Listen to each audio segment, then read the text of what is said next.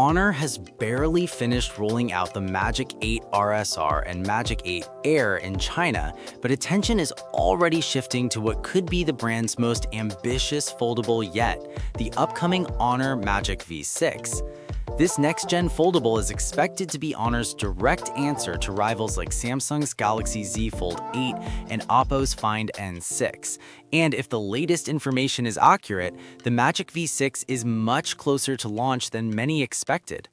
According to well-known tipster Digital Chat Station, the Magic V6, internally known as Phenom, is essentially launch-ready and could make its official debut around March.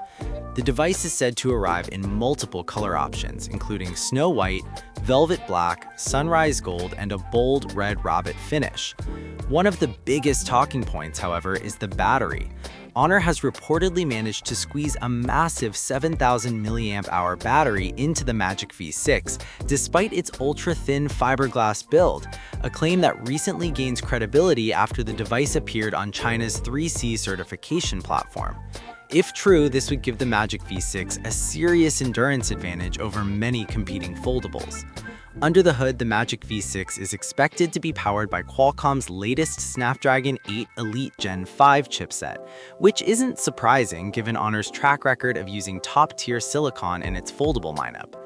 Camera hardware also looks set to be a highlight, with reports pointing to a 200-megapixel main camera alongside a periscope telephoto lens. Other premium features tipped for the device include wireless charging, full-level water resistance, and Beidou satellite communication, positioning the Magic V6 firmly in flagship territory. For context, Honor launched the Magic V5 last July with a starting price of 8,999 yuan.